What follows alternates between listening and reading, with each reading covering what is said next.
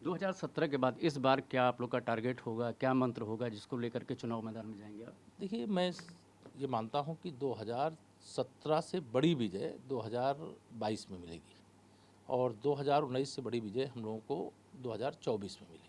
Sir, इस बैठक पे खास यूपी के जो बीजेपी नेता हैं उनकी निगाहें लगी हुई हैं। खास करके दो बात है, एक तो एमएलसी का चयन जो मनोनीत होने हैं वो कब तक फाइनल हो जाएगा, इसके अलावा एक सबसे बड़ी बात है कि मंत्रिमंडल विस्तार की जो बात हो रही है वो कब तक होएगा? देखिए, मंत्रिपरिषद का विस्तार तो माननीय मुख्यमंत्री जी का विशेषाधिकार है और विधान परिषद के लिए जो नाम निर्देशन के लिए नाम जाने हैं उसके लिए पार्टी विचार कर रही है या सरकार की ओर से जो जाने हैं नाम उसके संबंध में जब सूचना आएगी आपको बताया जाएगा।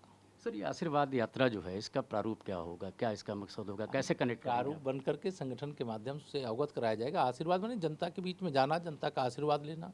जनता ने 2014 में जनादेश दिया, 2017 में जनादेश दिया, 2019 में दिया। किसी भी गठबंधन को पछाड़ने की ताकत भाजपा को प्रदान करने का काम किया। तो यह तो आशीर्वाद का ही प्रताप है। तो 22 के लिए भी आशीर्वाद लेने के लिए अगर हम जा रहे हैं, हमारी पार्टी जा रही है, हमारे नेता जाएंगे तो अच्छी बात है। एक आखिरी सवाल आपसे ये सर कि उत्तर प्रदेश सरकार में सूचना विभाग ने एक बुकलेट जारी की है। बुकलेट में जो सरकार ने काम किए हैं उसको गिनाया गया है, लेकिन उसके पहले विपक्ष आरोप लगा रहा है कि काम के पहले राम का नाम ले रहे हैं क्योंकि रामलला की तस्वीर पहले पन्ने पर लगी हुई है, सबसे ऊपर लगी हुई है। देखिए, हमारे जो विपक्ष के साथी हैं मुद्दा विहीन है, केवल मुंगेरी लाल के हसीन सपने देख रहे हैं। अगर वो संविधान की मूल प्रति को देखेंगे तो वहाँ भी भगवान श्री राम का दरबार है और भगवान राम जी की अगर छवि किसी हमारे उपलब्धियों से संबंधित पुस्तक में दिखाई दे रही है तो इस बात से एलर्जी क्यों हो रही विपक्ष को? हम तो भगवान राम को आराध्य मानते हैं और हमारे लिए खुशी का क्षण है, हर देश प्रदेशवासी के लिए खुशी का क्षण है कि 500 साल की लड़ाई के बाद रामलला का भव्य मंदिर का निर्माण हो रहा है। वो भी छापे ना रामलला की फ़ोटो अपने उसमें, राम जन्मभूमि की फ़ोटो छापे विपक्ष के लोग, हम मना नहीं कर रहे हैं, लेकिन अगर हम छापेंगे तो उसमें उनको क्यों आपत्ति होती है? ये ब्राह्मण सम्मेलन, भाईचारा कमेटी, तमाम कवायद शुरू हो गई विधानसभा चुनाव से पहले, वो पार्टियां भी तमाम मुद्दे उठा रही हैं। ये सब जो चल रहा है ना इस समय, मैं मानता हूँ यह एक लाइन का विषय है कि जब वर्षा होती है उस समय कुछ टर टर की आवाज़ आती है, मेढक जिसको कहते हैं।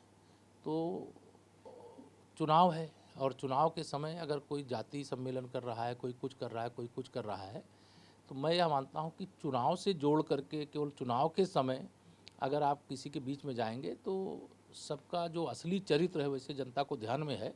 अगर कुछ भूलेगी तो हम ध्यान दिला देंगे। सर, चुनावी मौसम में जब पार्टियों की बात की तो एक आखिरी सवाल आपसे ये है कि तमाम और भी पार्टियां हैं जो कि प्रदेश के बाहर की हैं, जैसे मुकेश सैनी की बात कर लीजिए आप, और इसके अलावा तमाम और भी पार्टियां हैं, ओवैसी भी आ रहे हैं, आम आदमी पार्टी भी आ रही है, तो इनको कैसे देखते हैं जो दूसरे प्रदेश की पार्टियां यहाँ पर? 100 में 60% हमारा है, बाकी में बंटवारा है। कोई भी पार्टी देश के किसी भी प्रदेश में चुनाव लड़ सकती है।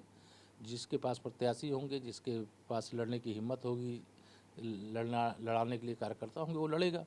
लेकिन हमारी तरफ से किसी को चुनाव लड़ने से रोक नहीं है, लेकिन 100 में से 60% वोट हमारा है, 40% में बंटवारा है, बंटवारे में भी हमारा है और इस बात को विपक्ष जानता है। इसलिए हम 2022 में 325 प्लस।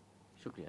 तो टीवी 9 भारतवर्ष से बात कर रहे थे यूपी के डिप्टी सीएम केशव प्रसाद मौर्य जी, जिनका कहना है कि जो 2017 में जिस तरह से विजय मिली थी उससे बड़ी विजय मिलनी चाहिए इस बार, और इस मूल मंत्र को लेकर के वो काम कर रहे हैं, जिसके चलते बैठकों का दौर जारी है और जो नेता कार्यकर्ता हैं उनके बीच में संदेश दिया जा रहा है।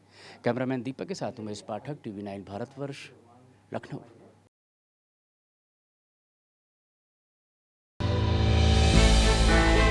हमने की गलती फिर एक बार, कोरोना ने किया दोबारा प्रहार। मास्क, 2 गज दूरी, करें अपनी सुरक्षा पूरी। कोरोना टीका हम सबको लगाना है, मिलकर साथ समझदारी से कोरोना को हराना है।